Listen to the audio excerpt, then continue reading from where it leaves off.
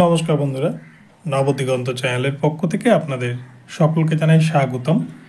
তো বন্ধুরা, এখন আমি আপনাদের সাথে যে আপডেটটি শেয়ার করতে চলেছি সেটি হচ্ছে 3929 যে রিভিউ পিটিশন যে ফাইল হতে যাচ্ছে নট ইনক্লুড ক্যান্ডিডেটদের পক্ষ থেকে। তো সেই রিভিউ পিটিশনের কিন্তু লাস্ট পেরেক পুঁতে দিল প্রাথমিক শিক্ষা পর্ষদ।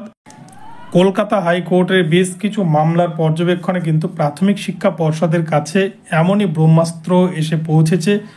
প্রাথমিক শিক্ষা পর্ষদ তাদের যে পর্যবেক্ষণ 3929 নিয়ে বা এই 16,500 রিক্রুটমেন্টের যে বাকি থাকা নন জয়নিং সিট, সেই সিটে তারা কোনো যে নিয়োগ দিতে চায় না, সেই জন্য কলকাতা হাইকোর্টে যে সমস্ত তথ্য বারংবার পরিবেশিত করছে তার পক্ষেই কিন্তু 3929 যে মামলা রিভিউ পিটিশন, সেই পিটিশন নিমেষেই বাতিল হতে চলেছে আগামীতে। তো আপনাদের সাথে বিস্তারিত এই ভিডিওতে আলোচনা করতে চলেছি, আপনারা সম্পূর্ণ ভিডিওটি দেখুন। এই ভিডিওটি আপনাদের জন্য ভীষণ ইনফরমেটিভ হতে চলেছে। তবে যারা এখনও চ্যানেলটি সাবস্ক্রাইব করেনি, আপনারা অবশ্যই চ্যানেলটিকে সাবস্ক্রাইব করে নেবেন এই ধরনের আপডেট সবার আগে সর্বপ্রথমে পাওয়ার জন্য। তো চলুন বন্ধুরা, আমরা 3929 রিভিউ পিটিশন নিয়ে বিস্তারিত পুরো বিষয়টি জেনে নিই। তো বন্ধুরা, আপনারা জানেন যে 16,500 যে নন জয়নিং সিট, যে 3929 ভ্যাকান্সি, যেটা নিয়ে কলকাতা হাইকোর্টে সিঙ্গেল বেঞ্চ এবং ডিভিশন বেঞ্চ নিয়োগের অর্ডার দিলেও সুপ্রিম কোর্ট কিন্তু তা সম্পূর্ণ খারিজ করে দেয় বেশ কিছু যুক্তি দেখিয়ে। তো সুপ্রিম কোর্টের সেই রায়কে চ্যালেঞ্জ জানিয়েই কিন্তু রিভিউ পিটিশন করতে চলেছে প্রাথমিকের অংশগ্রহণকারী 16,500 রিক্রুটমেন্টে নট ইনক্লুডেড ক্যান্ডিডেটরা। তারা কিন্তু এই মর্মে মামলা দায়ের করতে চলেছে। আগামী 8 তারিখ এই রিভিউ পিটিশন ফাইল হওয়ার কথা রয়েছে। এখনও পর্যন্ত কিন্তু যেটুকুটা আপডেট, রিভিউ পিটিশন ফাইল দায়ের হয়নি সুপ্রিম কোর্টে। তো এই রিভিউ পিটিশন ফাইল দায়ের হলেও কতটা কাজে দিবে নট ইনক্লুডদের, সেটাই কিন্তু একটা প্রশ্নচিহ্ন তুলে দিয়েছে। কেননা কলকাতা হাইকোর্টে বেশ কিছু মামলা 16,500 রিক্রুটমেন্ট নিয়ে এই কয়েকদিনে দায়ের হয়েছে এবং সেই মামলা প্রসঙ্গে যে কয়েকটি বিষয় উঠে এসছে তাতে কিন্তু প্রাথমিক শিক্ষা পর্ষদ যে তথ্য দেখিয়েছে তাতে 3929 মামলা বা রিভিউ পিটিশন ফাইল থেকে কিন্তু নিয়োগের অর্ডার পাওয়াটা ভীষণ আকাশ পাতাল তফাতের মতো কিন্তু বিষয় হয়ে দাঁড়িয়েছে। তো পুরো বিষয়টি আপনাদেরকে একটু খুলে বলি। যেমন কলকাতা হাইকোর্টের একটি মামলা, যার WPA নাম্বার কিন্তু 6888/2022, যে মামলায় 16,500 রিক্রুটমেন্টে অংশগ্রহণকারী এক ব্যক্তি তিনি মামলা দায়ের করেছিলেন কলকাতা হাইকোর্টে 2022 সালেই, যে তার কিন্তু বিএতে অর্থাৎ গ্র্যাজুয়েশনে 50% মার্কস ছিল না, যেখানে 50% মার্কস এবং বিএড লাগছিল।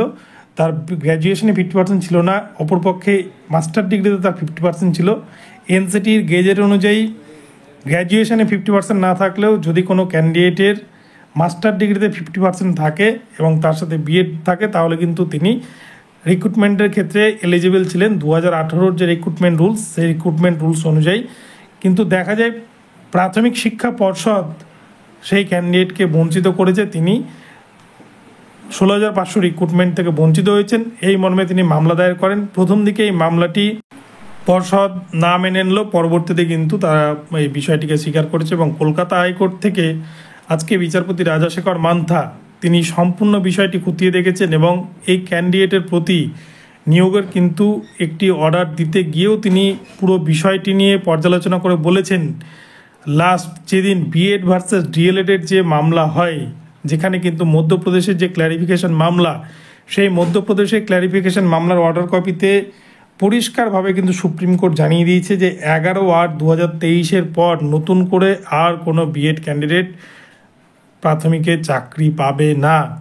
এই বিষয়টিকে সামনে তুলে ধরেই কিন্তু বিচারপতি রাজাশেখর মান্থা তিনি বলেছেন যে যেহেতু সুপ্রিম কোর্ট এরকম একটা অর্ডার দিয়ে দিয়েছে, তাই নতুন করে আপনি এই জায়গায় এলিজিবল হলেও, যেহেতু বিএড ক্যান্ডিডেটরা 16,500-তে চাকরি পেয়েছে, কিন্তু এখানে 16,500-তে আপনি অংশগ্রহণকারী এবং আপনি এখানে সম্পূর্ণ এলিজিবল হলেও এই যে একটি মাত্র পয়েন্ট, যে 11 আগস্ট 2023 পর কোনো বিএড ক্যান্ডিডেট চাকরি পাবে না, তো এই জায়গায় দাঁড়িয়ে আমি কিন্তু আপনাকে অ্যাপয়েন্টমেন্ট ইস্যু করার কথা বলতে পারি না প্রাথমিক শিক্ষা পর্ষদকে। এই একটা বিষয় কিন্তু রাজাশেখর মান্থা স্যার তিনি তুলে ধরেছেন এবং গতকালকে অনিরুদ্ধ রায় স্যারের বেঞ্চ থেকে আপনারা দেখেছেন যে 3929 মামলা প্রসঙ্গ উঠে এসেছিল, প্যানেল এক্সপায়ার্ড প্রসঙ্গ উঠে এসেছিল, এবং সবথেকে বড় কথা 11/8 2023 পর নতুন করে আর কোনো বিএড ক্যান্ডিডেট চাকরি পাবেন না, এই কথা কিন্তু গতকালকে অনিরুদ্ধ রায় স্যারের বেঞ্চ থেকেও এমনই কিন্তু অর্ডার উঠে এসেছে।